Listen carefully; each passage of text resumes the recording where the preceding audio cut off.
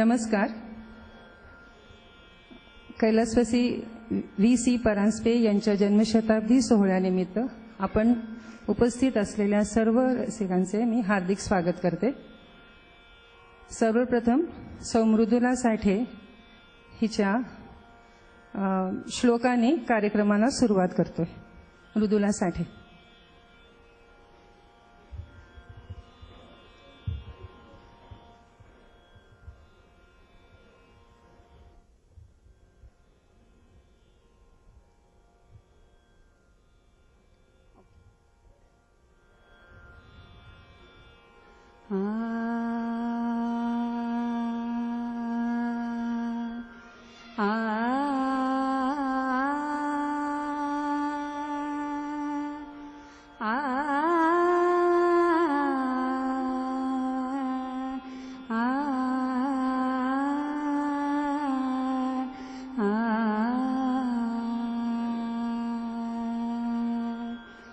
गुरुर्ब्रह्मा गुरुर्विष्णु गुरुर्देवो महेश्वरः गुरु साक्षात् परब्रह्म तस्मै श्री गुरवे नमः. तस्मै श्री गुरवे नमः.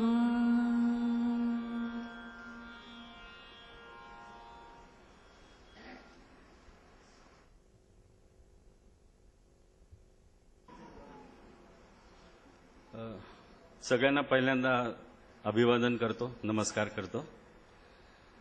आज आप्पांच्या जन्मशताब्दी निमित्त उपस्थित सर्व आदरणीय शिक्षक वर्ग तसेच आदरणीय माजी विद्यार्थी, आप्तजन, बंधू आणि भगिनींनो, आपले या कार्यक्रमात सहर्ष आणि विनम्र स्वागत. साधारणतः एप्रिल महिन्यात माझ्या बहिणीच्या म्हणजे सुरेखाच्या पहिल्यांदा लक्षात आलं की 2011 हे आप्पांचं जन्मशताब्दी वर्ष येत आहे. मग असं ठरलं की आपण त्या निमित्ताने काहीतरी कार्यक्रम करूया, पण काही तसं नक्की ठरत नव्हतं. मग काही माजी विद्यार्थ्यांशी या कल्पनेबद्दल बोललो आम्ही. तर त्यातल्या काहींनी विचारलं, अरे सुनील, तुम्ही काय समिती वगैरे स्थापन करणार आहात का, काही निधी गोळा करणार आहात का, किंवा याला काही कोणी प्रायोजक आहे का. तर तसा काही आमचा विचार नव्हता. आमचा नंतर असा विचार ठरला की हा कार्यक्रम पूर्णपणे कौटुंबिक आणि अनौपचारिक असावा, असं आम्ही त्या एका सर्व चर्चेअंती ठरवलं.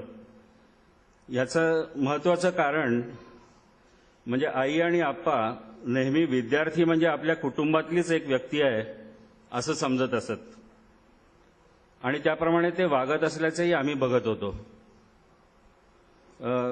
आत्ता नुकतंच प्रल्हाद नाखवा यांनी या कार्यक्रमाला बरीच मदत केली. त्यांनी एक हृदय आठवण सांगितली, ती म्हणजे मलाही माहिती नव्हती.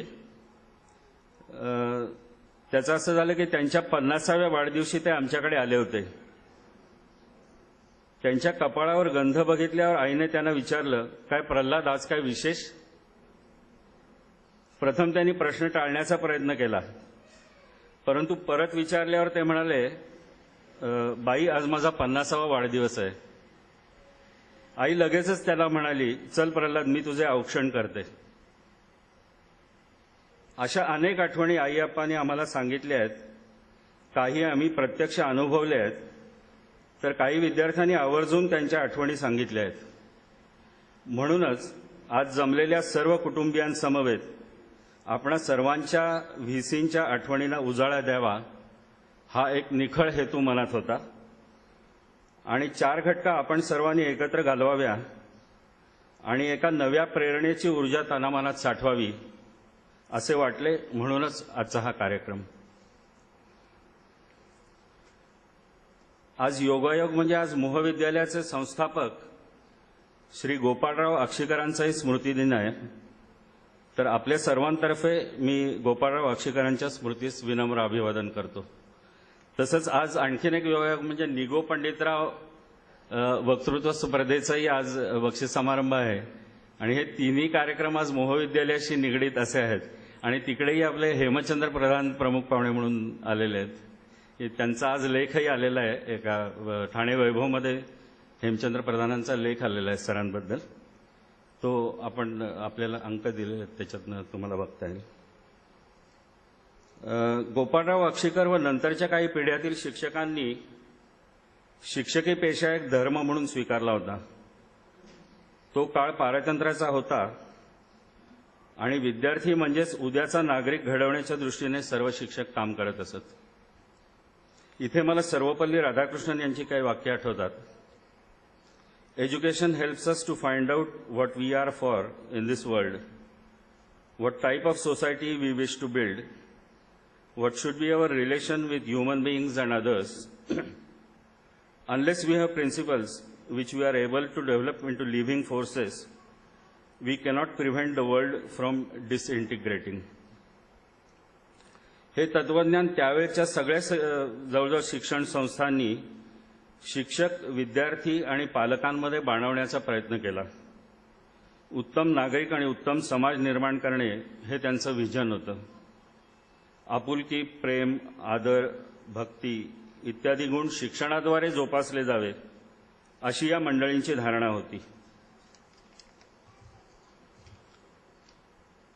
आजच्या विज्ञान युगात मुलांचा बौद्धिक विकास अत्यंत वेगाने होताना दिसतोय, पण त्याचवेळी या मुलांना इतर प्रलोभनं, सुखसुविधा, इतर अनावश्यक गोष्टींचं नको इतकं एक्सपोजर मिळतंय.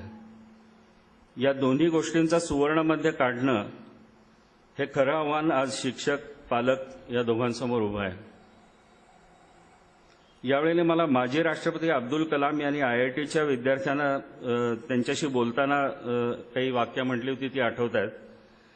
ते म्हणाले होते, समाजात सुजाण नागरिक घडवायचे असतील आणि भ्रष्टाचारावर खऱ्या अर्थाने नियंत्रण ठेवायचे असेल तर पालक, प्राथमिक शिक्षक आणि विद्यार्थी यांनाच हे शिवधनुष्य पेलावे लागेल. शिक्षक होणे एक व्रत आहे. त्यातून ठरवून शिक्षक होणे म्हणजे आचार, विचार व उच्चार यावर स्वतः अनेक बंधने घालून घेण्यासारखे आहे. परंतु आज पैसा हेच सर्वस्व मानणाऱ्या आजच्या समाजात रुजुता, मार्दव, सत्व, प्रेम, शुचिता, कर्तव्य, श्रद्धा, कृती हे गुण दुर्मिळ होत चाललेले आपण बघतोय.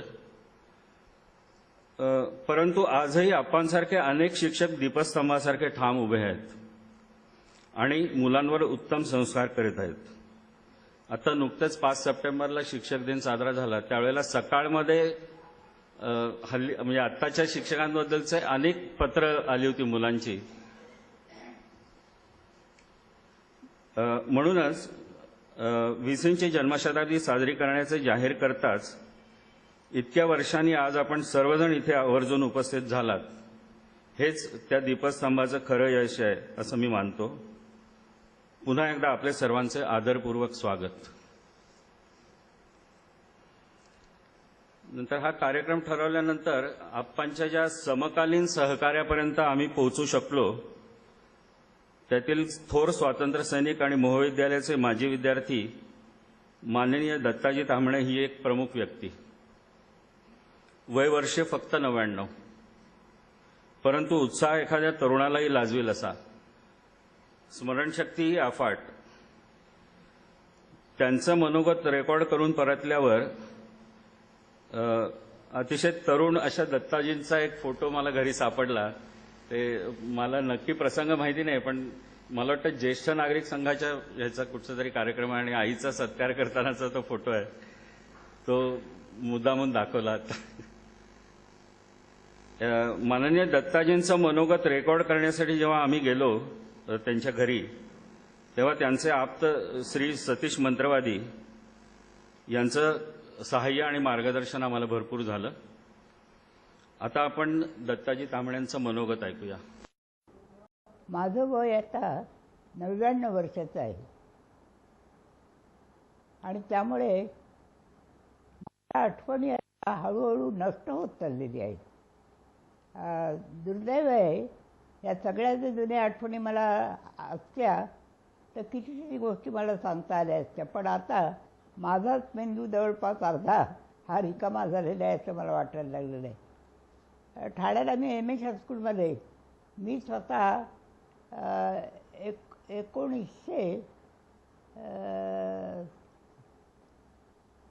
1923-24च्या सुमारात मी एम एस हायस्कूलमध्ये गेलो. मराठी माझे वडील वगैरे अलिबागला राहत होते, ते वारल्यानंतर आम्ही इथे आलो. आणि मुख्य म्हणजे मला कुठेतरी फ्रीशिप मिळाल्याखेरीज मला शिक्षण घेता येणे शक्य नव्हतं. त्यामुळे एम एस हायस्कूलमध्ये मग जाऊन भेटून वगैरे, आणि तर त्यावेळेला माझी आणि विचींची गाठ पडली. आणि मी त्यांना म्हटलं, माझ्याबरोबरीच आहे जवळपास, मी त्याला म्हटलं की बाबा असं असं आहे, तर मला शिक्षण घेता येणं शक्य नाही. मी राहत होतो भंडारळीमध्ये. भंडारळी लक्षात आलं ना, आपल्या थिएटरच्या समोरची ती गल्लीची भंडारळी, आणि हे राहत होते पंचमुखी मारुतीच्या देवळाजवळ, बरोबर आहे. तर त्यांची माझी गाठ पडली आणि त्यांनी मला सांगितलं का शिक्षणाची अशी अडचण येण्याची काही जरूर नाही, मी एम एस हायस्कूलमध्ये व्यवस्था करतो तुमची. आणि त्यांच्या साह्याने म्हणा, शब्दाने म्हणा, मदतीने म्हणा, पण मला एम एस हायस्कूलमध्ये ताबडतोब फ्रीशिप मिळाली.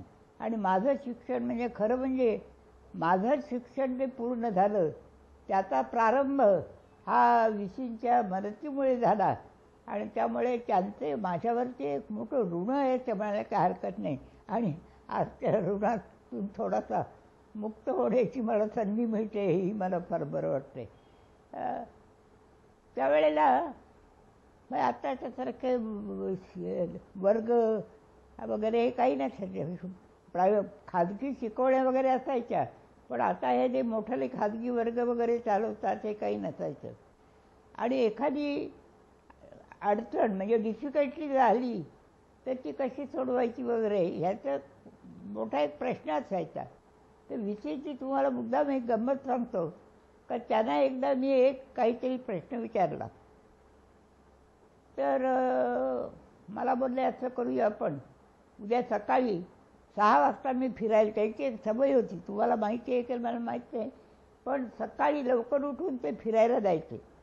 तर मला त्यांनी सांगितलं तू माझ्याबरोबर फिरायला ये, जाताना रस्त्यामध्ये आपण त्या गणितासंबंधित बोलू. आणि आताचं जे प्रभात थिएटर आहे तिथपासून आम्ही कुठेतरी असे चालत चालत चालत पुढे गेलो. नौपाड्यावरून तिथे जंगल होतं अगदी, आणि त्या काळामध्ये आणि तिथे जाताना त्यांनी मला रस्त्यामध्ये त्या गणिताची रीत शिकवली आणि ती माझ्या कायमची लक्षामध्ये राहील. तर त्यांची ही जी पद्धत होती मुलांच्याबरोबर वागणं, म्हणजे खरं सांगायचं म्हणजे ते शिक्षक असे आम्हाला वाटायचेच नाही, आम्हाला बरोबरच वाटायचं विद्यार्थ्याला. शाळेमध्ये शिक्षक आणि शाळा सुटली, शाळेची घंटा वाजली की त्यांचं नातं बदलायचं. आणि आम्ही एकमेकांचे मित्र याप्रमाणेच त्यांच्यात हा मोठा एक स्वभाव होता का मुलांना कधीही आपल्यापेक्षा कमी असं त्यांनी वागवलं नाही. सर्व मुलांना आपल्या बरोबरीने वागवायचं. मुलांचं काही चुकलं तर जास्तीत जास्त समजावून सांगण्याचा प्रयत्न करायचा. आणि एखादा नाठाळ मुलगा जर भेटला तर त्याच्या हातावरती 2 छड्या मारायच्या. पण त्या मारताना त्याला बरं नाही माहीत, त्यांच्या डोळ्यामध्ये स्वतःच्याही डोळ्यात पाणी यायचं, पण त्या मुलाला शिक्षा करायला पाहिजे म्हणून 2 छड्या मग ते हळूहळू मारायच्या. एकंदरीत त्यांचा स्वभाव जो होता, त्यांचा स्वभावाचा पटकन त्यांच्या डोळ्यामध्ये दुसऱ्याच्या वेदना पाहिल्या का चटकन डोळ्यामध्ये पाणी येईल असा त्यांचा एक स्वभावच होता. आणि त्यामुळे कुठेही गरजू मनुष्य दिसला का त्याच्या मदतीकरता जे काही करता येईल ते करण्याचा त्यांचा सारखा प्रयत्न असायचा. आणि हे गरजू म्हणजे काय, केवळ आर्थिक मदत पाहिजे असं नाही, जी मदत लागेल ती. म्हणजे त्याला काही एखाद्याला शाळेतल्या अभ्यासाकरता मदत पाहिजे असेल तर ती मदत करायची. एखाद्याला पुस्तकात त्यांनी दिलेली जुनी पुस्तकं आम्ही अनेक विद्यार्थ्यांनी वापरलेली आहेत आणि ती पुस्तकं एका वर्गातून हा मुलगा पास झाला की त्यांनी ती दुसऱ्याला द्यायची, तिसऱ्याला द्यायची, असं करीत करीत त्यांनी दिलेली पुस्तकं MS हायस्कूलमध्ये आम्ही एका वर्गातून दुसऱ्या वर्गात गेलो की खालच्या मुलाला द्यायची. असं करून कदाचित अजून MS हायस्कूलच्या लायब्ररीमध्ये कुठे दिली जुनी रद्दी असेल तर VCने दिलेल्या पुस्तकांचे गठ्ठे त्या ठिकाणी मिळू शकतील.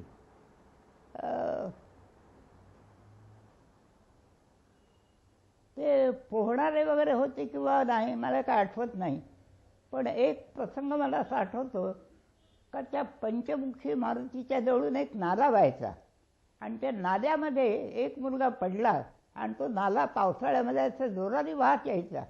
तर त्यावेळेला VC म्हणजे तिथे एक लहानसा ब्रिजसारखं होतं रस्त्यावरती, त्याच्यावरून खाली ते उतरले आणि त्या वाहत्या पाण्यामध्ये जाऊन त्या मुलाचा शर्ट पकडून त्याला घट्ट धरून उभे राहिले आणि आरडाओरडा केल्यावर मग बाकीचे त्या भंडाराळीतली काही तरुण मंडळी धावत आली आणि मग त्या मुलाला इजा काय झाली नाही किंवा त्याला काय झालं नाही, पण त्याचा घट्ट शर्ट पकडून ते जे उभे राहिले तो प्रसंग मोठा गमतीदार म्हणजे अंगावरती एक तर ते रोमांच उभे करणारा असा तो प्रसंग होता.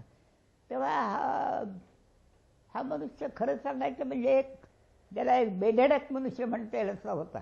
अमुक ठिकाणी धाव घ्यायची म्हटल्यानंतर त्याचा मागचा पुढचा फारसा विचार न करता तिथे धावत गेलंच पाहिजे.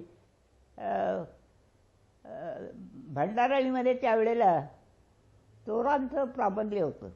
रात्रीच्या वेळेला लोकांच्या घरावरती दगड यायचे, नंतर मग घरफोड्या व्हायच्या.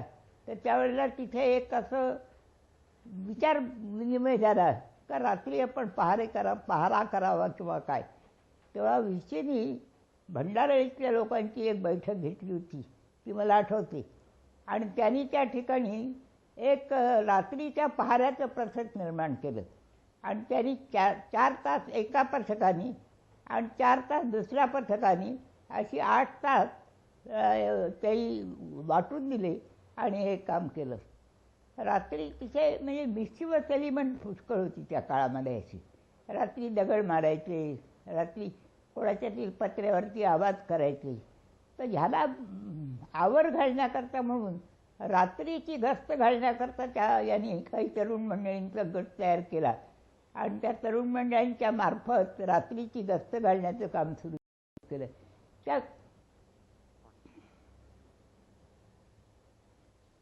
त्या गस्तीमधली मला एक गमतीदार आठवण येते. म्हणजे आता त्या असल्या गोष्टींच्यावरती कोणाचा विश्वास बसणार नाही, पण मला मी नाव घेऊन सांगत नाही, पण त्या भंडाराळीमध्ये एक बाई होती. असं तिथल्या लोकांचा प्रवाद होता का ही बाई करणी करते, करणी करणारी बाई आहे आणि ती अमावास्येच्या दिवशी नग्न होऊन स्मशानामध्ये जाते, ठाण्याच्या स्मशानामध्ये. तर तो भंडाराळीचाच होता स्मशानात जाण्याचा. तेव्हा आम्ही रात्रीच्या वेळेला VCनी सांगितलं की आपण दबा धरून बसूया आणि काय आहे ते पाहूया.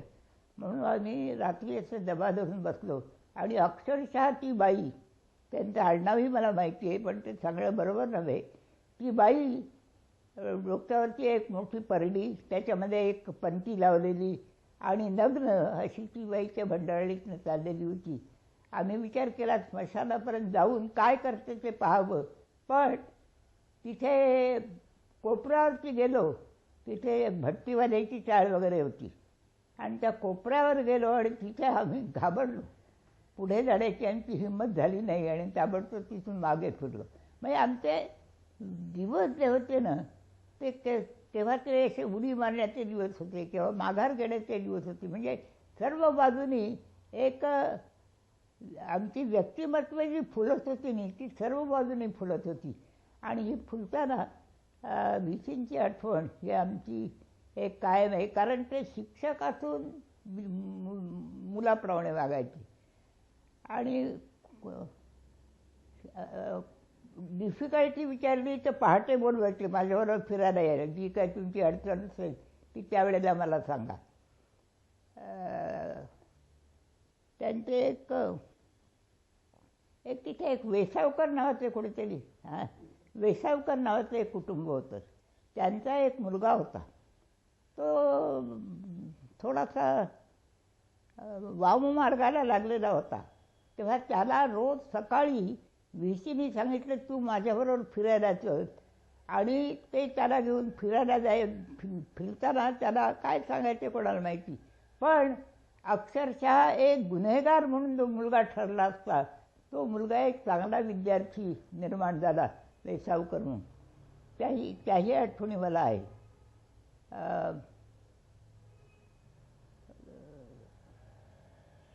पुढे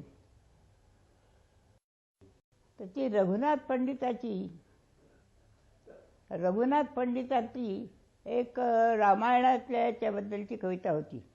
आणि त्यामध्ये रावणाने ते शिवधनुष्य उचललं आणि तो कसा पडला आणि पडल्यानंतर कसा रक्त ओकायला लागला वगैरे ह्याचं वर्णन. तर ते जे करायचे ते अगदी अभिनय सहित ते आम्हाला ते वर्णन करून ठेवत. अगदी ओढी घेतात तडाडी, म्हणजे अगदी तडाडी म्हणजे असं ते ओढी घेतात तडाडी म्हणजे लगेच लक्षात यायचं का ते धनुष्य तुटलेलं आहे म्हणून. मध्ये भंगे कडाडी प्रतिनिधी मेघजैसा गडाडी. तर त्यावेळेला मेघजैसा गडाडी म्हणजे काय. तेव्हा त्यांनी सांगितलं होतं, मला आठवतं ते, त्यांनी मेघगर्जना कशी असतात संबंधात काहीतरी एक वर्णन केलं होतं कुठल्या तरी आणखी एका कवितेमधलं. तर मेघाच्या गर्जनेने खवळूनवरती किंवा पाहे धराडा अशी एक केसरीवरती मला वाटतं एक त्यावेळेला ओळ यायची. सिंहाच्या गर्जनेने. तर ती ओळ त्याने बोलून दाखवली होती. सिंहाची गर्जना म्हणजे काय असते तर संबंध महाराष्ट्र हलवून सोडलेली गर्जना सिंहाने केलेली होती. तेव्हा ओढी घेता दडाडी निबिड दशेशी घोष मोठा दडाडी मध्ये भंगे कडाडी प्रतिनिधन नबी मेघ जैसा गडाडी. असलं म्हणजे त्यांचं शिकवण्याच्या याच्यामध्ये केवळ धड्यातल्या वस्तुपाठ शिकवित नव्हते ती. त्याच्या अनुषंगाने ते इतके भोवताली राहत जायचे की तो कुठेतरी फक्त एक केंद्रबिंदू राहायचा आणि धड्याच्या पलीकडल्या अनेक गोष्टी त्या विद्यार्थ्यांच्या कानावरून जातात. ही त्यांची एक आणि म्हणून ते फार लोकप्रिय होते. शिक्षकांच्यामध्येही लोकप्रिय होते, विद्यार्थ्यांच्यामध्येही लोकप्रिय होते. आणखी शाळेचा जो सेवक वर्ग होता त्याच्यामध्ये लोकप्रिय होते. एखाद्या सेवकाला जर काही मदत लागली तर त्या सेवकाच्या किंवा ज्या एखाद्या सेवकाच्या हातून काही घडला गुन्हा आणि त्याला शिक्षेला जो पात्र ठरला तर त्याच्यावरती दयार्द्र दृष्टीने पाहून त्याला त्यातनं कसं बाहेर काढावं आणि त्याला सहाय्य करावं आणि पुन्हा त्याला कसं उभं करावं ही एक त्यांच्या अंतःकरणाची प्रवृत्ती होती. आणि आम्ही त्यावेळेला खरंच म्हणजे विषयांच्याकडनं शिक्षण शाळेपेक्षा देखील शाळेबाहेरचं शिक्षण हे विषयांच्याकडनं आम्हाला जास्त मिळालं.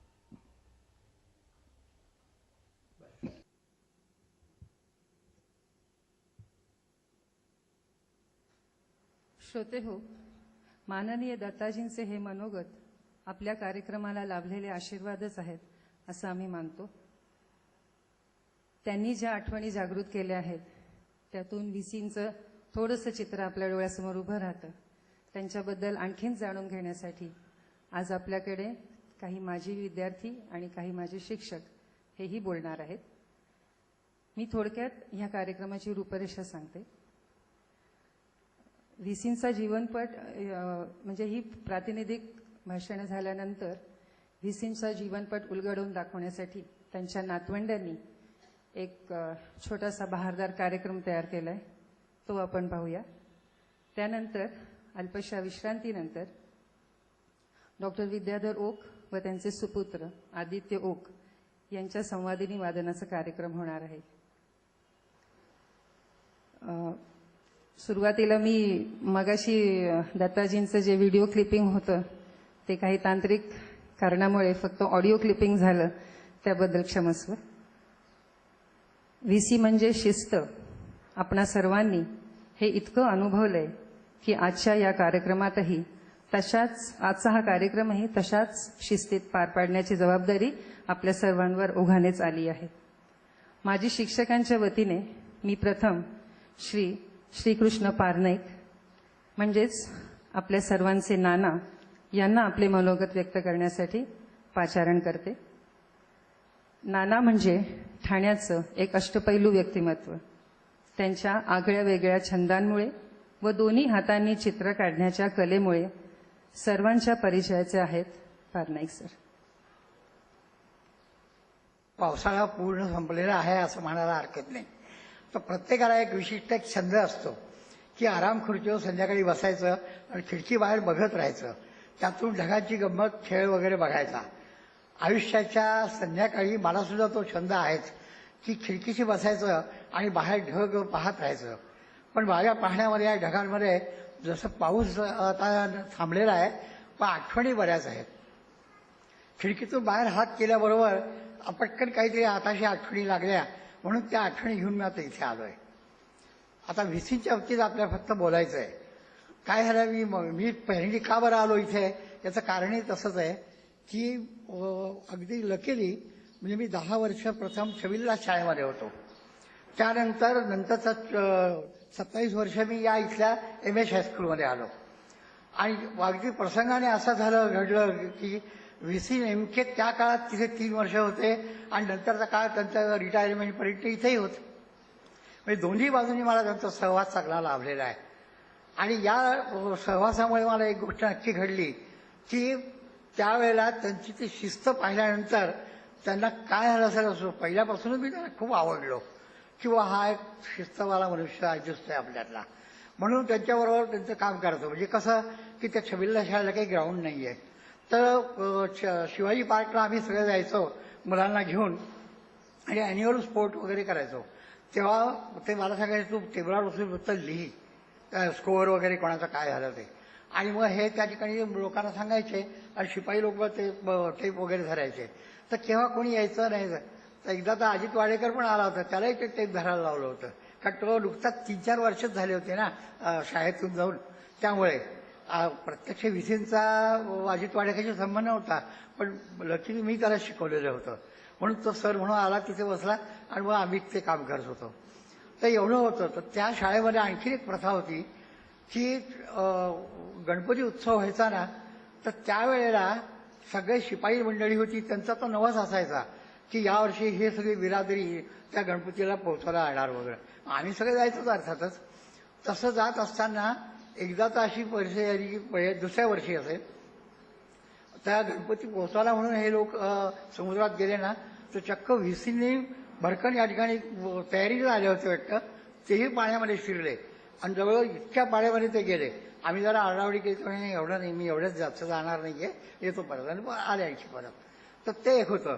तिथे एक प्रथा अशी होती की असे कार्यक्रम शिक्षकांच्या झाल्यावर येताना ते दादरचं ते हॉटेल आहे ना त्या हॉटेलमध्ये या ठिकाणी चहा पाणी वगैरे करत बसायचो आम्ही. तर यांची साधी गोष्ट आहे पण लक्षात घेण्यासारखी. जेवढे शिक्षक होते त्यांना या ठिकाणी प्रत्येकाला डिश मिळाली हे पाहिजे आणि नंतरच ते स्वतःच्या म्हणजे आमच्या दोघांचे डिश मागवायचे. तर हे एक लक्षात घेण्यासारखं. तर हा प्रकार तिथला. तर त्यांच्या शिस्तीच्यामुळे या ठिकाणी बघितलं ना की त्यानंतर मग मी इथे आलो. इथेही पुन्हा हिस्ट्री पुन्हा आहेतच. तर त्या रिलेशनमुळे आम्ही या ठिकाणी राहिलो आणि शांताबाई पण होत्या आणि व सुरेखा आणखी सुनील हे दोघंही होते विद्यार्थी याच्यात. त्यावेळेस म्हणून कुटुंबाशी आमच्या सगळ्या कुटुंबाशीच एक परिचय छान झाला आणि इतका छान तो घडला. आता एक सांगायची गोष्ट म्हणजे कसं असतं की आदर हा प्रकार असा आहे की तो मिळवायचा असतो आणि धाक हा द्यायचा असतो. तर त्यांच्या बाबतीमध्ये लोक हा प्रश्न विचारतात की धाक आणि आदर याविषयी कसं सांगाल. तर माझ्यावर 2 गोष्टी लहान लहान सांगतो बघा. अगदी या MS मध्ये आमची एक प्रथा होती की श्रावणी शुक्रवारी भगिनी वर्ग या ठिकाणी चणे वगैरे मुलांना द्यायचा. तर त्या ठिकाणी त्या मधल्या याच्यामध्ये चणे देणं झाले की नंतर मग ते सगळ्या मधल्या टेबलावर कुणी पाहिलं तर त्यांना लक्षात येईल की तिथे प्लेट्स ठेवायचे त्यावर चणे ठेवायचे आणि सगळे खात असायचे आणि गंमत विनोद वगैरे चालायचे. एकदा व्हीसी त्यांच्या रूममधनं आमच्या इथे आले. आल्याबरोबर ते आता सुपरवायझर आले आणि तसं म्हणाल तसं शिस्तीचं त्या कडक म्हणून लोक एकदम शांत झाले उभे राहिले जरा तर तो म्हणाले आम्हाला बोलवा की तुमच्या ह्याच्यामध्ये. आणि ते झाल्याबरोबर सगळ्यांचा धाकाचा हा प्रमाण खूप कमी झालं आणि आजाराचं खूप वाढलं. आणि या ठिकाणी ते सगळे आम्ही बरोबर गंमत करत करत चाललो होता प्रकार. हा झाला आजाराविषयी. एकदा असंच झालं की या ठिकाणी बाहेर ग्राउंडवर, तेव्हा जुन्या शाळेच्या ग्राउंडवर 4 वर्ग, एकच असा दिवस होता की 4 वर्ग पीटीला जायचे. तर ते आता एवढी ती गर्दी, जरा पाऊस येऊन गेला असेल म्हणा का आणखी काय असेल, तर मुलांची गर्दी वगैरे आरडाओरड्या चालल्या होत्या. तर 2-3 मुलं टीचर्समध्ये आले, म्हणे तिथे मारामारी चालली आणि ते मुलं असं असं करतायत. तर हे तिथून गेले आणि त्या मागच्या बाजूला दरवाजा, ज्यांनी पाहिलं त्यांना लक्षात येईल, तिथे गेलं तर त्या वर्गावर असे 2-3 टीचर आपसात बोलत होते. तेव्हा ते जोरात ओरडले, म्हणजे तुम्ही इथे उभं काय राहिला, तिथे ते मुलं काय करतायत बघा आणि जरा. तर त्या ठिकाणी ते धाकाचं प्रमाण जास्त आणि त्या सगळ्या मुलांना दाखवलं. तर त्या व्हीसीच्या बाबतीत सांगायचं म्हणजे शिस्त हा सगळीकडे भाग तोच आहे. आता मी तर इतका मुलगा नाही आहे, नाशिक जिल्ह्यातला आणि औरंगाबादला मला जाणं येणं असतं. तर तिथे आपण 100 लोक जरी भेटले तरी त्यामध्ये एखादा दुसरा असा निघतो, तुम्ही ठाण्याचे का, आणि जे 50च्या वर असतील ते नक्की म्हणतात की तुम्हाला व्हीसी परांस मिळत आहेत का. ते आम्हाला होते बाबा, काय भयंकर, अगदी छानपैकी त्याने आम्हाला वळण लावलं. आणि हे वळण त्यांना जसं मुलाला लावलं तसं खरं सांगायचं म्हणजे आम्हाला पण लावलेलं आहे थोडंसं, की या इकडे आम्ही या इकडे जरा यायचं. कारण ते स्वतः तुम्ही तो फोटोचा बघाल, ते दादरला असताना सुद्धा किंवा इथं सुद्धा इतकं छान कपडे घालून यायचे, पांढरी पॅन्ट, शर्ट इन केलेला आणि तो ब्लेझरचा कोट, की दुरून पाहून सुद्धा हे कोणीतरी क्रीडापटू आहे असंच वाटावं, इतकं छान यायचे त्याच्यामध्ये. आता हे एवढं मी सगळं सांगितलं, सांगण्यासारख्या तर बऱ्याच गोष्टी असतील आहेत. म्हणजे आता मी या ठिकाणी वेळेचं हे होऊ नये आणखी सांगतो, आजचा कार्यक्रम हा खूप छान चाललेला आहे. त्यांच्याशी संबंधित असे सगळे लोक तुम्ही आलेले आहात, आपण त्यांना अभिवादन करतो आहोत. तर स्वतः व्हीसी, शांताबाई, सुनील, सुरेखा आणि त्यांचा वाढणारा परिवार, या सगळ्यांना आपण आपल्यातर्फे शुभेच्छा देऊ. आणि आजपासून 25 वर्षांनी 125वी जयंती त्यांची आपण साजरी करू. त्यावेळेस तुम्ही सर्वांनी यायचं आहे आणि मी असलो तर मी पण नक्की येईल. पण जर समजा काही कारणाने नाही येता आलं तर त्याच्या शुभेच्छा आत्ताच देऊन ठेवतो. कार्यक्रम खरोखर खूप छान होईल, हा सुद्धा कार्यक्रम खूप छान होईल. सगळ्यांनी खूप आनंदाने या ठिकाणी सहभागी व्हा. आणि एवढं बोलून मी संपवतो.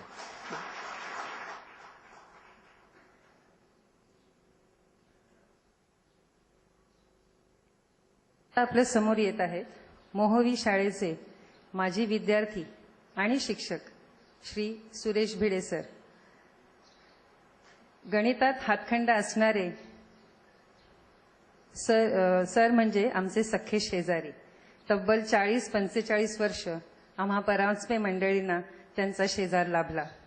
अत्यंत शांत, काटेकोर आणि शिस्तबद्ध आयुष्य जगणारे भिडे सर स्वतः एक उत्तम आदर्श आहेत.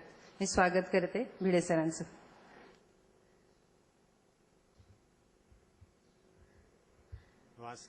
ऐकू येत नाही.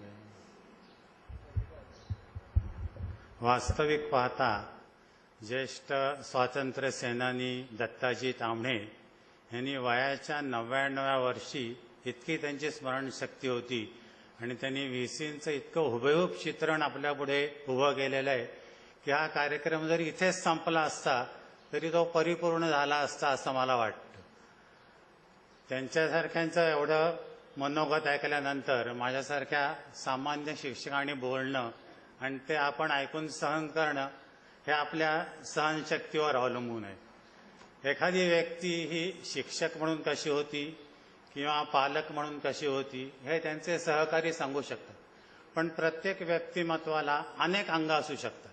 तर ते शेजारी म्हणून कसे होते किंवा मला ते शेजारी म्हणून कसे वाटले आणि शिक्षक म्हणून कसे वाटले हे थोड्याशा विस्ताराने सांगण्याचा मी प्रयत्न करणार आहे. शाळेपासनं हाकेच्या अंतरावर आमचं घर होतं. म्हणजे जिथे आता पॅराडाईज हाईट नावाची 15 मजली बिल्डिंग झाली आहे तिथे काळ्यावाड्यामध्ये आम्ही राहायचो. तर काळ्यावाड्यातली बिराडं म्हणजे एका कुटुंबासारखीच होती. सगळ्यांची एकमेकाला चांगली माहिती होती. शाळेत जरी व्हीसी वगैरे म्हणत असले तर आम्ही त्यांना आप्पाच म्हणायचो. आता तुकाराम महाराजांची उक्ती आहे की निंदकाचे घर असावे शेजारी, परंतु परांजपेंसारख्यांचा शेजार लाभल्यामुळे या उक्तीचा प्रत्यय घेण्याचं भाग्य काही आम्हाला लाभलं नाही. समोरासमोर काय किंवा पाठीमागे काय, परांजपे दाम्पत्यानी कधीही कोणाची निंदा केल्याचं माझ्या ऐकिवात नाही. शाळेत जरी ते कडक शिस्तीचे म्हणून प्रसिद्ध असले तरी घरी मात्र ते अतिशय प्रेमळ पिता आणि कुटुंबवत्सल गृहस्थ होते. सुनील सुरेखावर त्यांनी कधीही हात उगारल्याचं माझ्या ऐकवात नाही. आप्पा आणि शांताबाई दोघांनाही अभिनयाची आणि संगीताची उत्तम जाण होती, पण घरी कधी खडाष्टकचा प्रयोग रंगलाय किंवा तार सप्तकामध्ये स्वर आणि सूर लागलाय असं कधी झाल्याचं मला आठवत नाही. ठाण्यामधलेच राहणारे असल्यामुळे आणि शाळेपासून हाकेच्या अंतरावर राहत असल्यामुळे पालक, विद्यार्थी, शिक्षक यांचा त्यांच्या घरी नेहमी राबता असायचा. दिवसाच्या कुठच्याही प्रहरी पालक आणि विद्यार्थी आणि शिक्षक त्यांना भेटाले तर त्यावेळी आजच्यासारखी फोनवरनं अपॉइंटमेंट घेऊन भेटायला जायची पद्धत नव्हती. आता या नवीन लागलेले जे शिक्षक असतात ते नवीन लागलेले शिक्षक मार्गदर्शनासाठी त्यांच्याकडे आहेत. यामध्ये शाळेतल्या मार्गदर्शनाबरोबरच वैयक्तिक किंवा कौटुंबिक बाबतीतही परांजपे दाम्पत्य किंवा शांताबाई आणि आप्पा त्यांना मार्गदर्शन करत असत. एकदा परांजपेंकडे आलं की आपल्याला योग्य ते मार्गदर्शन मिळणारच यांची त्यांना खात्री होती. माझ्या आठवणीमध्ये शाळेतल्या 1-2 शिक्षकांचे जवळजवळ मोडकळीस आलेले किंवा तुटू पाहणारे संसार हे परांजपे दाम्पत्याने सावरल्याचं मला माहिती आहे. आता जरी खंडित झालेली असली तरी पूर्वी मोहविद्यालयामध्ये प्रेमविवाहाची परंपरा होती म्हणजे, आणि वधूपिते जे होते ते वधूपिते शिक्षकाला आपली मुलगी द्यायला सहसा तयार होत नसत. त्यावेळी मध्यस्थाचं काम करून वधूपित्याचं मन वळवण्याचं महत्त्वाची कामगिरी व्ही.सी. परांजपे करत असत. जसं शिक्षकांबद्दल आहे तसंच पालकांबद्दल आहे. कोणतेही पालक कुठच्या वेळी तिथे आहेत. जसे व्ही.सी. शाळेमध्ये कडक शिस्तीचे म्हणून आपल्याला माहिती आहे, तसंच त्यांची दुसरी बाजू होती की ते मिश्किल स्वभावाचे होते आणि दुसऱ्याची नक्कल ते हुबेहूब करून दाखवत असत. असाच एक पालक त्यांच्या घरी आला तर त्याचा मुलगा होता तो 8वीमध्ये 2दा नापास झालेला होता. त्यावेळा विद्यार्थी वार्षिक परीक्षेला नापास होत असत, कारण सर्व शिक्षा अभियान वगैरे जो प्रकार आहे तो त्यानंतर आलेला होता.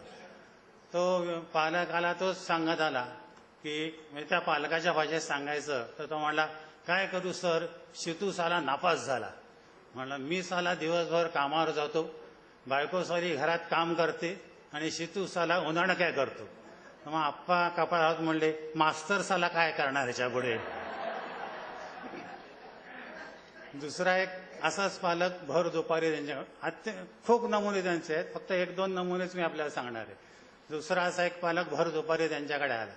तो म्हणला, सर काय करू, यायला उशीर झाला, रस्ता दुरुस्त करत होते तर रस्त्यावर डांबर ओतलं होतं, ते डांबर पातळ झालं, मग त्याच्यावर खडी ओतली, मग ती खडी जास्त झाली, त्याच्यावर परत डांबर ओतलं, त्याचं डांबर खडी डांबर म्हणजे एक शिमणी आली दाणा घेऊन गेल्यासारखं चालूच राहिलं. शेवटी आप्पा त्याला थांबवून म्हणले की बरं झालं त्याच्यावरनं रोड रोलर फिरवला म्हणून तुम्हाला माझ्याकडे येता तरी आलं, नाही तर तुम्हाला माझ्याकडे येताच आलं नसतं. आणखीन एक अशीच गमतीदार आठवण आहे की शाळेसमोर राहत असल्यामुळे मध्यरात्री शाळेचा गुरखा आमच्या वाड्यामध्ये आला. म्हणला, सर शाळेमध्ये चोर शिरलाय, त्याला एका वर्गात मी बंद करून ठेवलाय आणि तो चोर सारखा दारावर धडक्या मारतो. खरं म्हणजे शाळेत चोरण्यासारखं चोराला काय होतं काय माहीत नाही, कारण तेव्हा डोनेशन घ्यायची पद्धत नव्हती, त्यामुळे तिथे चोरण्यासारखे काही नव्हतं. पण आमच्या वाड्यातले लोक सगळे काठीबिठी घेऊन त्या शाळेमध्ये हजर झाले आणि गुरख्यानी घाबरत येऊन दरवाजाची कडी उघडली तेव्हा एक तिथे अडकलेला कुत्रा जो जरा तोरडत तिथनं बाहेर पडला. अशा तऱ्हेचे अनेक गमतीदार प्रसंग त्यामध्ये आहेत. आता जेव्हा शाळेमध्ये आणखीन थोडं 1-2 मिनिटं विस्ताराने बोलतो की आमच्या शाळेमध्ये 3 परांजपे होते, ते प्रसिद्ध होते. एक म्हणजे व्ही.एन. परांजपे होते. हे व्ही.एन. परांजपे हे गांधी विचारसरणीचे होते, म्हणजे खादीचं धोतर, खादीचा पांढरा शर्ट आणि डोक्यावर गांधी टोपी घालायचे. थोडेसे ते पायाने आधू होते. ते सूतकताई आणि हातमाग हे विषय आम्हाला शिकवायचे. त्याचबरोबर गणित हा विषय शिकवायचे. दुसरे जे परांजपे होते ते वीरा परांजपे होते. त्या वीरा परांजपेंना आम्ही नाटकवाले परांजपे असं म्हणायचो, कारण ठाण्याच्या नाट्य चळवळीशी संबंधित होते. आणि शाळेत जे जे सांस्कृतिक कार्यक्रम होत त्या सांस्कृतिक कार्यक्रमाची प्रमुख जबाबदारी ही वीरा परांजपेंवर असायची. आणि तिसरे व्ही.सी. परांजपे होते. म्हणजे सांस्कृतिक कार्यक्रमामध्ये आणि दैनंदिन कामकाजामध्ये शिस्त सांभाळणं हा जो महत्त्वाचा भाग होता, हा महत्त्वाचा भाग हा व्ही.सी. परांजपेंकडे होता. की इतके शाळेमध्ये स्नेहसंमेलनं झाली, पण कुठच्याही स्नेहसंमेलनाला कुठच्याही मारामारीचं किंवा दंगलीचं गालबोट लागलं नाही. आता जिथे ते सेंट्रल मैदान आहे त्याच्या बाजूला पॅव्हेलियनचं ग्राउंड आहे. तिथे saint John Baptist school, new English school, एमेजा स्कूल, बीजे स्कूल असे सगळ्यांचे क्रिकेटचे सामने तिथे होते. त्या मैदानाच्या 3 बाजूला 3 रस्ते आहेत, ती बाउंड्री लाईन होती आणि पॅव्हेलियन ही 4थी बाउंड्री लाईन होती. आणि आम्ही सगळे विद्यार्थी टेस्ट मॅच सारखे त्या रस्त्यावर बसून क्रिकेटचे सामने बघत असायचो. आणि हळूहळू सामने बघताना पुढे पुढे सरकायला लागायचो. पण जेव्हा आम्हाला कळायचं की व्ही.सी. परांजपे पॅव्हेलियनमध्ये आहेत, तेव्हा बाउंड्री लाईनपर्यंतचा सगळा रस्ता हा मोकळा व्हायचा. इतका त्यांच्याविषयी लोकांना आदर तिथे वाटायचा. स्नेहसंमेलनाची दुसरी गोष्ट म्हणजे स्नेहसंमेलन आम्हाला अतिशय आवडायचं. त्यातला एक दिवस जो असायचा, तो एक दिवस म्हणजे आम्ही ताटं वाट्या घेऊन शाळेमध्ये जायचो आणि लग्नाच्या जेवणावळीसारख्या तिथे जेवणावळी चालायच्या. आणि एरवी वर्गामध्ये जे आम्हाला उग्र किंवा शिस्तीचं वाटणारे शिक्षक आहेत, म्हणजे काका कानिटकर किंवा व्ही.सी. परांजपे, गायधनी, हे आग्रह करून आम्हाला जिलबी आणि जेवायला खायला वाढायचे. हे अशी आनंदाची आठवण त्या ठिकाणी आम्हाला आहे. त्यावेळेस शाळेमध्ये 2 शिक्षक हे अतिशय रुबाबदार व्यक्तिमत्वाचे होते. एक शिक्षक म्हणजे शंकरराव गाडगिळी सर. म्हणजे ते शिक्षक आहेत हे असं लोकांना सांगितलं तरच विश्वास बसायचा. एखाद्या राजघराण्यातले राजपुरुष स्वभाव अशा तऱ्हेचं गाडगिळी सरांचं व्यक्तिमत्व होतं. आणि व्ही.सी.चं व्यक्तिमत्व जर पाहिलं तर एखाद्या मिलिटरीमध्ये कर्नल किंवा लेफ्टनंटच्या मोठ्या हुद्द्यावर असावेत असं त्यांच्याकडे पाहून वाटायचं. ठाण्याचे जे प्रसिद्ध चित्रकार नाखवा होते, त्या नाखवानी त्यांचं तैल रंगामध्ये एक चित्र काढलेलं होतं, ते मी बरेच दिवस पाहिलेलं आहे. अजून खूप त्यांच्याविषयी बोलण्यासारखं आहे. मला मुद्दामून सांगावं असं वाटतं की सुनील, सुरेखा किंवा त्यांचे जावई माधवराव यांनी हा सोहळा जमवून आणला. त्यामुळे भूतकाळामध्ये डोकवण्याची संधी मला मिळाली आणि आपणही शांतपणे ऐकून घेतलं, त्याबद्दल धन्यवाद.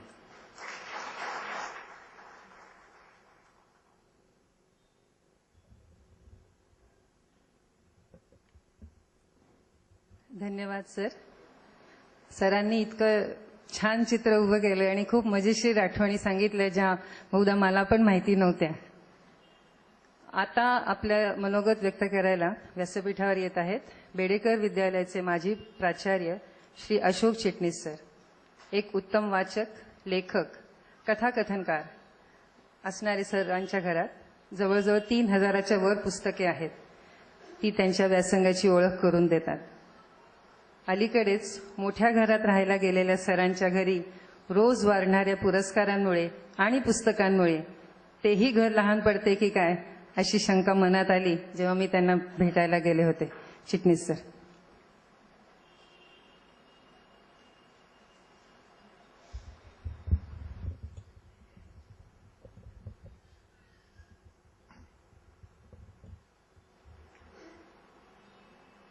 भिडे सर अतिशय उत्तम बोलले, छान आठवणी सांगितल्या खुसखुशीतपणाने.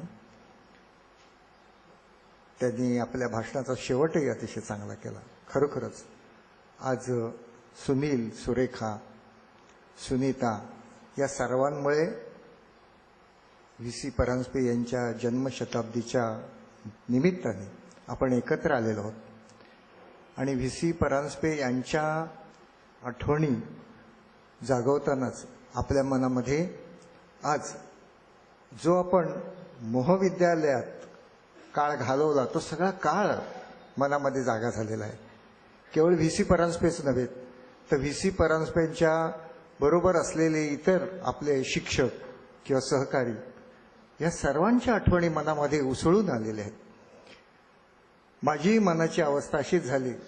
सुनीता मला भेटली, सुनील भेटला आणि तेव्हापासून किंवा त्यांनी मला आधी फोन केला तेव्हापासून नुसते व्ही.सी. परांजपेच नव्हे तर जो मी 5वी ते 10वी 11वी पर्यंतचा काळ एमएस मध्ये काढला, त्या संदर्भातल्या असंख्य आठवणी अशा उसळून मनात यायला लागल्या.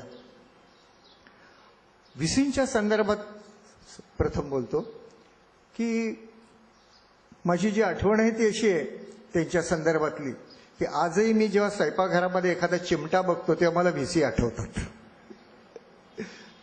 याचं कारण असं की व्हीसींची एक पद्धत होती की ते विद्यार्थ्यांना जवळ बोलवत असत. जेव्हा ते मैदानावर नसत, वर्गामध्ये असत, खुर्चीवर बसलेले असत, तेव्हा एखाद्या विद्यार्थ्याला ते बोलवत असत. त्यांनी काही खोडी केलेली असली, त्याची काही चुकलं असलं की सर बोलवायचे जवळ आणि खुर्चीच्या अशा बाजूला बोलवायचे आणि त्याचे पोट पकडायचे आणि चावी दिल्यासारखं ते पिळायचे गमतीने. माझ्या शेजारी बऱ्याच वेळा अनिल वालावलकर असायचा. मी पहिल्या, दुसऱ्या किंवा तिसऱ्या बाकावर असायचो. याचं कारण 5वी ते 10वी पर्यंत मी फार उंचीने लहान होतो. बारीक तर होतोच, म्हणजे माझी अंगकाठी ही पूर्वीपासूनच काठीसारखीच आहे. तेव्हा मी असा छोटा होतो, त्यामुळे आम्हाला पहिल्या, दुसऱ्या, तिसऱ्या बाकावर बसायला मिळायचं. माझ्या शेजारी अनिल वालावलकर असायचा. अनिल वालावलकर हा असा जरा गबदूल अंगाने, गोल चेहऱ्याचा, गुबऱ्या गालाचा, थोडंसं पोट पॅन्टच्या बाहेर आलेलं. त्यावेळी सुद्धा त्याला सर बोलवायचे. तो त्यांचा लाडका होता तसा, आणि प्रेमाने पण पोटाला चांगली चावी द्यायची. मला एकदा दोनदा त्यांनी बोलवलं होतं. माझ्या छातीमध्ये खूप धडधड व्हायची की अरे आपलं पोट पकडलं तर काय होईल, तो चिमटा किती जोरात बसेल, किती हुळहुळेल. आणि मी फार संवेदनाक्षम होतो अगदी, त्यामुळे मला फार भीती वाटायची. पण विशेष म्हणजे व्हीसीने माझ्या पोटाला कधी चावी दिली नाही. ते मला जवळ बोलवायचे, म्हणायचे अरे ह्याला पोटच नाही, ते ह्याला कायच, याचं पोट धरणार कसं. मग मला म्हणायचे अरे चांगलं खात पीत जा, मैदानावर खेळत जा, खेळायला पाहिजे, धावायला पाहिजे वगैरे. अर्थात त्या काळात आम्ही आर्य क्रीडा मंडळामध्ये खेळत होतो मैदानामध्ये, आणि त्यामुळेच त्या व्यायामशाळेची सवय होती. पण सरांना सांगण्याचा काही तो भाग नव्हता. सरांच्या संदर्भामध्ये आणि बाईंच्या संदर्भामध्ये, विशेषतः बाई आम्हाला वर्ग शिक्षिका म्हणून शांताबाई आलेल्या होत्या, आणि त्यामुळेच मी बऱ्याच वेळेला सरांच्या घरी, किंवा आम्ही काही 2-4 विद्यार्थी सरांच्या घरी त्यावेळेला जात होतो. मगाशी पंचमुखी मारुतीचा उल्लेख झाला आणि दत्ताजींच्याही आठवणींमध्ये त्याचा उल्लेख झाला की एक मोठा ओढा होता, आणि रस्त्यावर जाऊन असं त्या देवळाच्या मागून जाऊन त्यांच्या त्या चाळीसारख्या घरामध्ये, चाळीत एखादा घर असावं तसं, त्या फ्लॅटमध्ये जात असो आम्ही. त्यामुळे वर्ग शिक्षिका असलेल्या बाई आम्हाला खूप आवडायच्या. शांताबाई अतिशय शांत, इतक्या हळुवारपणाने ते बोलायच्या. त्यांचे ते विशिष्ट रंगाचे ते घारे डोळे, अरुंद असं कपाळ, आणि फार प्रेमाने त्या बोलायच्या, प्रेमाने वागवायच्या, प्रेमाने शिकवायच्या. त्यामुळे आम्हाला शांताबाईंबद्दल खूप आकर्षण वाटायचं, प्रेम वाटायचं. त्या आजारी असल्या, एखाद दिवशी आल्या नाही तर आम्ही त्यांच्या घरी जायचो, आणि त्यावेळेला काही वेळेला सरही भेटायचे. आणि सरांचं मला आणखीन एक असं आकर्षण वाटायचं त्यावेळेला की अतिशय धिप्पाड, उंच, पांढरी शुभ्र पॅन्ट त्यांची, कपाळ रुंद, नाक मोठं आणि तरतरीत. ते व्यक्तिमत्व मला खूप आकर्षक वाटायचं, आणि असं वाटायचं की अरे आपण असं व्हावं, आपल्याला अशी उंची मिळावी, आपण असं रुंद व्हावं. लहानपणची स्वप्न बऱ्याच वेळा खरी होत नाहीत, तसं माझंही झालं नाही. पण मला त्यांच्या व्यक्तिमत्वाचं खूप आकर्षण वाटायचं. सरांच्या संदर्भातले आणखीन 1-2 अशा माझ्या आठवणी आहेत की मी सुयोग म्हणून बिल्डिंगमध्ये राहत होतो लोकमान्य सोसायटीच्या समोर. आता मी गेले 5 वर्ष सुनीतांनी वर्णन केल्याप्रमाणे मी हिरानंद आदी भेडोसूमध्ये गेलोय. पण त्यावेळेला मी लोकमान्य सोसायटीच्या समोर राहत होतो, आणि एक दिवस अचानक सर आणि बाई दोघंही माझ्या घरी आले. मला कळलं नाही की काय कारण झालं आणि का आले ते. ते मला असं म्हणाले की अरे तुझी दारावरची मी पाटी पाहिली, आणि मी त्या बिल्डिंगमध्ये ते आलेले होते, आणि त्यांना कळलं की मी तिथे राहतोय. मी त्यांनी बेल मारली आणि ते आले, आणि मग खूप अतिशय प्रेमाने बोलले. त्यावेळेस मी मुख्याध्यापक होतो बेडेकर विद्या मंदिरमध्ये. मग शाळेसंदर्भामध्ये, लेखनाच्या संदर्भामध्ये, भाषणाच्या संदर्भामध्ये, कथाकथनाच्या संदर्भात खूप गप्पा झाल्या. सर आणि बाई मला असं म्हणाले की त्याची एक माझ्या मनात आज खंत आहे फार, की सर आणि बाई असं मला त्यावेळेला म्हणाले की अरे मला तुझं कथाकथन ऐकायचंय, मला तुझं भाषणही ऐकायचंय. पण दुर्दैवाची गोष्ट अशी की माझे 575 कथाकथनाचे कार्यक्रम झाले की 1,500पेक्षा अधिक भाषणं झाली. पण बाईंना किंवा सरांना, बाई ऐकलेली असतील की बाई आणि मी 2-3 समारंभात आम्ही एकत्र होतो, पण सर कधी माझ्या भाषणाला नव्हते किंवा ते कथाकथनही त्यांनी माझं ऐकलं नाही. मला असं वाटतं की आज कदाचित त्यांचा आत्मा ह्या सभागृहामध्ये वावरत असेल आणि तो कदाचित हे माझं भाषण ऐकत असेल, असं मी एक माझं मनाचं समाधान करून घेतो या निमित्ताने. मग ह्या ठिकाणी लिहिलेलं आहे की कुंभारासारखा गुरु नाही रे जगात, वरी घालितो धपाटा आत आधाराला हात. खरोखरच चांगले शिक्षक आयुष्यात मिळणं ही फार कठीण गोष्ट असते. माणसाला कोणत्या आईबापाच्या पोटी किंवा कोणत्या आईवडिलांच्या पोटी जन्माला यावं हे ठरवता येत नाही. आज तर असं आहे की कुठल्या शाळेत मुलांनी जावं हे वडिलांना सुद्धा ठरवता येत नाही, आईवडिलांना सुद्धा ठरवता येत नाही सर्वसाधारण परिस्थितीतल्या. कारण 75,000 रुपयाची डोनेशन मागितली जाते, 40-40 हजार रुपये आज वर्षाला फी घेतली जाते. अशा शाळा ठाण्यामध्ये आहेत किंवा त्याहीपेक्षा मोठ्या शाळा ठाण्यामध्ये आहेत की लाखाच्या रकमा अपेक्षित आहेत. तेव्हा चांगल्या शाळा असेल, जिथे चांगले शिक्षक आहेत, त्या ठिकाणी प्रवेश आपल्या मुलाला देणं किंवा मुलाला मिळणं ही आज फार दुर्मिळ गोष्ट आहे. परंतु मला असं वाटतं की आम्ही भाग्यवान आहोत की आपण इथे असलेले MH हायस्कूलमधले जे माजी विद्यार्थी आहेत ते भाग्यवान आहेत की ज्यांना MH हायस्कूल सारखी शाळा कुठल्याही प्रकारची त्या काळामध्ये डोनेशन नसताना सहजपणाने पर्सेंटेजचा विचार न करताना सुद्धा मिळालेली आहे. नाहीतर अनेक विद्यार्थी हे कदाचित फारसे शिकू शकले नसते जर पर्सेंटेजचा काळ असता तो. तर MH मध्ये मला आठवते की NT केळकर आम्हाला भेटले, SV कुलकर्णी भेटले, मगाशी भिडे सरांनी उल्लेख केला तसा त्याप्रमाणे तिन्ही परांजपे सर आम्हाला भेटले. NT केळकरांच्या संदर्भामध्ये किंवा SVच्या संदर्भात असं म्हणता येईल की ते गुरूंसारखे होते. VC सुद्धा आपल्या लक्षात राहिलेत आणि एवढ्या गर्दीनी आज तुम्ही या ठिकाणी रविवार असून उपस्थित आहात संध्याकाळच्या वेळेला, ही सोपी गोष्ट नाहीये एवढी माणसं एकत्र येणं. याचं कारण त्या माणसाविषयीचा आदर, त्या माणसाविषयीचं प्रेम. आणि ही माणसं, हे शिक्षक लक्षात का राहतात असा मी जेव्हा शिक्षक झालो तेव्हा मी विचार करत असे की चांगले जे शिक्षक आहेत, जे चांगले शिक्षक होऊन गेले, ते चांगले का म्हटले जातात, त्यांनी काय असं वेगळं केलं इतरांपेक्षा. कारण असं म्हटलं जातं शिक्षक खूप असतात, शिक्षक असंख्य असतात, जो कोणी शाळेत नोकरीला लागतो शिक्षक म्हणून तो शिक्षक असतो, पण गुरु एखादाच असतो आणि सद्गुरू तर अतिशय दुर्मिळ असतो. पण ही अशी गुरूंसारखी, SVसारखी, VCसारखी माणसं आयुष्यात आपल्याला भेटणं हे मला असं वाटतं आपलं भाग्य आहे. जसं VC परांजपे माझ्याकडे आले होते तसंच मला आठवतंय की शाळेमध्ये एक MH मधली माणसं कशा प्रकारची होती, कशा प्रकारचे शिक्षक होते आणि ते विद्यार्थ्यांचा कसा विचार करत होते, हा फार महत्वाचा मुद्दा मला वाटतो. की NT केळकर हे मुख्याध्यापक म्हणून उत्तरार्धातही काम करत होते ठाणे जिल्ह्यामध्ये शाळेमध्ये. आणि एक दिवस मी बेडेकर च्या शाळेमध्ये मुख्याध्यापकाच्या खुर्चीवर बसलो होतो, समोर पालक बसलेले होते, काही बोलणं चाललेलं होतं आणि शिपायांनी मला चिठ्ठी आणून दिली. चिठ्ठी मी बाजूला ठेवून दिली आणि त्या समोरच्या माणसाचं काम उरकलं आणि त्यांना ते माझा निरोप घेऊन गेले. मी चिठ्ठी पाहिली तर चिठ्ठीवर लिहिलेलं होतं नित्यम केळकर. नित्यम केळकर. तरी त्यावेळेला माझ्या लक्षात आलं नाही की नित्यम केळकर कोण आहे. मी शिपायाला सांगितलं ते बाहेर कोण बसलेत त्यांना जरा केळकर साहेबांना बाहेर आतमध्ये पाठवा. आणि मला इतका धक्का बसला की माझ्या केबिनच्या त्या छोट्याशा चौकोनी दरवाजात काठी हातात घेऊन NT केळकर उभे होते. खादीचे कपडे घातलेले, खादीचं जॅकेट घातलेलं, हातामध्ये काठी, जाड चष्मा. आणि मी ताडकन उठलो, तिथे गेलो दरवाजाशी, त्यांना वाकून नमस्कार केला. सर म्हटलं तुम्ही चिठ्ठी का पाठवली, तडक आहात तुम्ही आत यायचं. ते म्हणे नाही. सर म्हटलं मी तुमचा विद्यार्थी आहे ना. तर म्हणे होय विद्यार्थीच आहेस आणि माझ्या विद्यार्थ्यालाच मुख्याध्यापकाच्या खुर्चीत बसलेलं मला बघायचं होतं म्हणून मी आलो. फक्त मी तुला कळवलं नाही, फोन केला नाही, माफ कर. अशा मनाची ही मंडळी की आज त्या NT केळकरांचा मुलगा आज आमदार आहे आपल्याकडे, संजय केळकर ठाण्याचे जे आमदार आहेत ते त्यांचा मुलगा. एसवींचाही सहवास आम्हाला खूप मिळाला. अगदी अखेरपर्यंत सुदैवाने ते माझ्या घराच्या जवळ राहत होते. शांताबाईंच्या संदर्भातली पुन्हा एक मनात उसळी मारून येणारी आठवण अशी की शांताबाई सर गेल्यानंतर,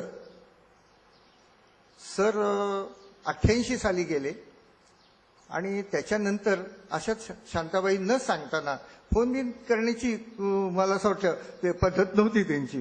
त्या अशाच 1-2-3 वेळा माझ्याकडे येऊन गेल्या. पण त्या आल्या त्यावेळेला ते एक पुस्तक घेऊन आल्या होत्या आणि त्यांनी लिहिलेलं एक छोटं चरित्र होतं ते. आणि अतिशय संकोचलेल्या मनाने त्या मला देत होते की अरे मी लहानसंच लिहिलंय पण हे चरित्र आहे, बघ तुला कसं वाटतं, तुझा अभिप्राय दे मला. आणि मला तुझ्यासारखं काही मोठं पुस्तक नाही लिहिता आलं पण मी लिहिलंय. मी हे अमुक अमुक, मग आमच्या गप्पा झाल्या, त्यांना वाकून नमस्कार मी केला, त्या चरित्रावर आमचं बोलणं झालं. मग त्यांनी काय काय वाचलंय, काय काय त्या वाचतात, मी काय काय वाचतो, त्याची खूप चर्चा झाली. आणि मग त्यांचं पुस्तक प्रसिद्ध झालं की त्या अशा 2-3 वेळा माझ्याकडे ते पुस्तक घेऊन आल्या होत्या. सभेमध्ये आम्ही भेटलो होतो. असं त्या निमित्ताने मग सरांच्या आठवणी त्यावेळेस जाग्या व्हायच्या. कारण सर गेल्यानंतर मग बाई मला वाटते 11 वर्षानंतर गेल्या. मला आणखीन एक सर आणि बाईंच्या संदर्भातली आठवण आठवते, ती अशी की सुनील आज इथे बसलेले आहे. मला असं वाटतं 1955 सालचा तुमचा जन्म आहे सुनीलचा. 1955 साली सुनील जन्माला आला. त्यावेळेला आम्ही 11वी मध्ये होतो आणि किंवा 11वीचं वर्ष होतं, कारण मार्च 55 आम्ही SSC झालेली मंडळी. सरांना आणि बाईंना बराच काळ मूल नव्हतं. मला असं वाटतं पहिली 2 मुलं त्यांची गेलेली होती आणि पहिला हा मुलगा झाला आणि त्याला बघायला आम्ही गेलो होतो. मला आठवते तोच सुनील आज SH केळकर कंपनीमध्ये जनरल मॅनेजर आहे. सरांचं आणि बाईंचंही भाग्य. मला नेहमी असं वाटतं की शिक्षकांची मुलं फार चांगली घडतात, चांगली होतात असा माझा अनुभव आहे की माझ्या शाळेतल्या जवळजवळ सर्व शिक्षकांची मुलं अतिशय उत्तम करिअरिस्ट झाली. तेव्हा आपल्या मुलांना, इतर मुलांना तर ते घडवतातच, इतर मुलं ही आपली मुलं समजून घडवत असतात, जे चांगले शिक्षक असतात, जे खरे गुरु असतात. कारण गुरूंच्या संदर्भात विनोबांचं एक फार चांगलं वाक्य आहे की चांगला गुरु कोण, तर विनोबा असं म्हणतात की जो गुरु, जो शिक्षक आपल्या विद्यार्थ्याला परमेश्वर स्वरूप मानतो तो चांगला गुरु असतो. की जो शिक्षक एखाद्या भक्तासारखं विद्यार्थ्यावरती प्रेम करतो, भक्ती करतो, तो खरा शिक्षक. पुन्हा ते असं म्हणतात की आपण देवाला नैवेद्य दाखवतो तो ताज्या भाताचा दाखवतो, ताज्या वरणाचा दाखवतो, ताज्या भाजीचा दाखवतो. आपण देवाला जे हार घालतो, फुलं वाहतो, ती ताजी असतात, ती शेळी नसतात. तसं शिक्षकांनी, चांगल्या शिक्षकांनी विद्यार्थ्याला ताजं ज्ञान द्यायला पाहिजे. याच्यासाठी त्यांनी रोज नवीन काहीतरी वाचलं पाहिजे, भरपूर वाचन केलं पाहिजे. आडात भरपूर असेल तर ते पोहऱ्यामध्ये येतं, असं विनोबांनी सांगितलंय. विनोबाचं आणखीन एक शिक्षकांच्या संदर्भातलं एक वचन आहे, ते मला सांगावं असं वाटतं की विनोबा असं म्हणतात शिक्षक हा आईसारखा असला पाहिजे.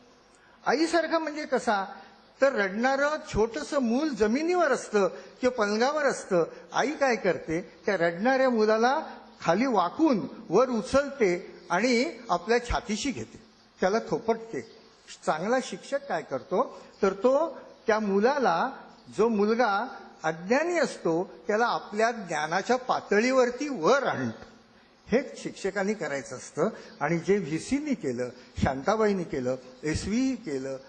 कानिटकर सरांचा मागाशी उल्लेख झाला. कानिटकरांनी आम्हाला ड्रॉइंग शिकवलं. मी महाराष्ट्रातल्या अशा 5-10 मुलांपैकी आहे की कानिटकर सरांमुळे SSCला 11वीला मार्च 55ला पहिली बॅच जी बसली अशी की ज्याने ड्रॉइंग हा 8वा विषय घेतलेला होता आणि तो कानिटकरांमुळे आम्ही घेतला. आणि ड्रॉइंग या विषयाबद्दल, कला या विषयाबद्दल, शिल्प या विषयाबद्दल, रंग या विषयाबद्दल, एकूण जीवनातील सर्व कलांबद्दल प्रेम या चित्रकलेतून आमच्या मनात जागं झालं. तेव्हा असे VCंसारखे, कानिटकरांसारखे, SVंसारखे किंवा मगाशी मी ज्यांचा उल्लेख केला त्या केळकर सरांसारखे, पटवर्धनबाईंसारखे असे आम्हाला असंख्य शिक्षक भेटला आणि ज्यांच्या असंख्य आठवणी मनामध्ये दाटून आल्या आणि त्या व्यक्त करण्याची संधी सुनील आणि सुनीतांनी मला दिली. त्याबद्दल धन्यवाद. सरांच्या स्मृतीला पुन्हा एकदा मी आपल्या सर्वांतर्फे मनपूर्वक अभिवादन करतो. धन्यवाद. सरांच्या व्यक्तिमत्वाची जादूच अशी आहे की त्यांचा अजिबात सहवास न लाभूनही त्यांच्या नातसुनेलाही त्यांच्याबद्दल आपल्या भावना व्यक्त कराव्याशा वाटल्या. नाव आहे पूर्णा. ती असं म्हणते, पूर्णा म्हणजे सुरेखाची सून. ती म्हणते, I did not have the good fortune to meet Appa और Thane Aaji as we affectionately call them, but I do feel their legacy. The ideologies and values passed on by Appa to his children, which were passed on to his grandchildren and also his great-grandchild Arya, has been and will continue to shape up their future. He was a teacher to the truest sense of the word. तसेच अप्पांचे मेव्हणे जळगावला असतात ते श्री चिंतामणी लेले यांनी आमचे अप्पा a self made man असा त्यांचा उल्लेख आपल्या लिखित मनोगतात व्यक्त केला आहे. आई वडिलांचे अकाली छत्र हरपलेले असले तरी मुलगा होतकरू, शिकलेला व स्वतःच्या पायावर उभा आहे एवढ्या एकाच निकषावर कैलासवासी बाबांनी या लग्नास संमती दिली होती असं त्यांनी सांगितलंय. नाशिकला गांधीनगर येथे त्यांचं बिऱ्हाड लावण्यासाठी ते स्वतः आणि आजी शांताबाई सर्व ती मदत करायला त्यांना तिथे आवर्जून गेले होते.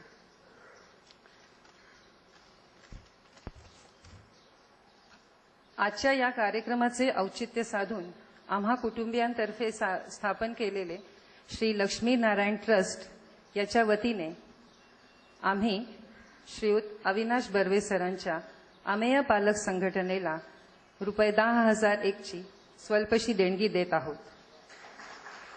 मी सरांचा नातू अमेय जोशी याला विनंती करते की त्यांनी सरांना ती द्यावी.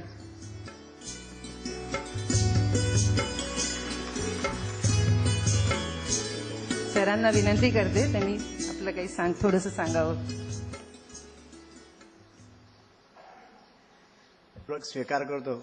म्हणजे सरांचा हा प्रसादच माझ्या या परांजपे कुटुंबियांनी दिला अशी माझी भावना आहे. मी एमएच हायस्कूलमध्ये जेव्हा होतो तेव्हा सर निवृत्त झालेले होते. सर निवृत्त झाले जरी होते तरी बाई शाळेमध्ये होत्या. आता त्यांची समवयस्क शांताबाई असं त्यांचा उल्लेख करीत असत, पण आम्ही नुसतं बाई एवढंच आमचा संबंध असे. शाळेच्या समोर असल्यामुळे अजून तोपर्यंत काळेवाडा होता. आमचे परममित्र तिथं राहत असल्यामुळे आम्ही तिकडेही जात असो तेव्हा आम्हाला सारखं भीती वाटायची, हा असा वागायला आणि सर तिथून कानपडात ठेवून गेला. सरांच्या घरी कायम म्हणजे या ना त्या निमित्ताने म्हणजे एमएच हायस्कूलमध्ये एक परंपराच आहे. शाळेत नोकरीला असताना किंवा शाळेतनं गेल्यावर सुद्धा एकमेकांची कौटुंबिक संबंध असत. जेव्हा मला आठवतं की नवीन इमारतीचा म्हणजे 86 साली जेव्हा कुदळ मारण्याचा जो कार्यक्रम झाला त्यावेळीस आम्ही सर तसे फार थकलेले होते खरं सांगायचं म्हणजे, पण आम्ही त्यांना तिथनं आणलं, जवळजवळ उचलून आणलं, स्टेजवर बसले, सर बोलले. म्हणजे एक प्रकारे नवीन इमारतीला सरांचे आशीर्वाद आम्ही घेतले.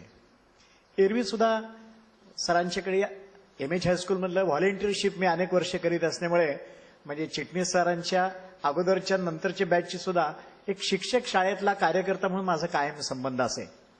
तर म्हणून मी सरांच्याकडे नेहमी जात असत.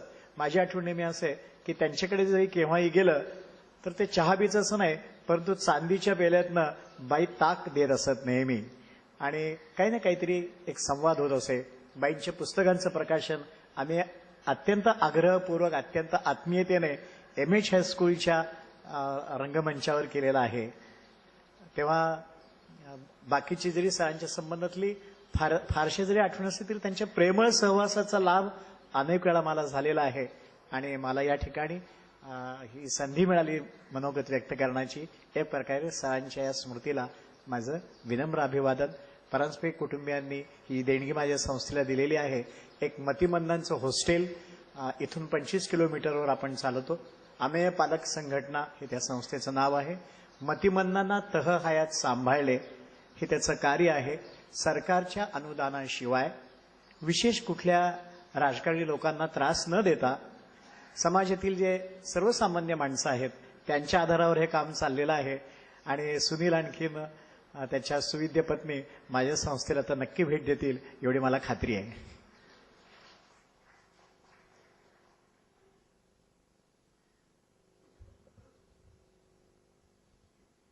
आजच्या या कार्यक्रमासाठी अनेक अशा व्यक्ती आहेत ज्या प्रत्यक्ष येऊ शकल्या नाहीत, परंतु त्यांनी आपल्या शुभेच्छा व मनोगते पत्राद्वारे अथवा फोन करून कळवले आहेत. त्यांची नावे आहेत: सांगलीहून ज्येष्ठ लेखिका श्रीमती मालतीबाई किर्लोस्कर, पुण्याहून श्रीमती मालती गोसावी, श्रीयुत एन.डी. कोळी, दिल्लीहून सौ रजनी जोशी. या साऱ्या मनोगतांमध्ये आप्पांच्या प्रेमळपणाचा आणि आतिथ्यशीलतेचा प्रामुख्याने उल्लेख आढळतो. मी आपली रजा घेते आणि पुढील सूत्र आप्पांच्या नातवंडांकडे सुजय, नेहा आणि माझी सून स्वरूपा हिच्याकडे सोपवते.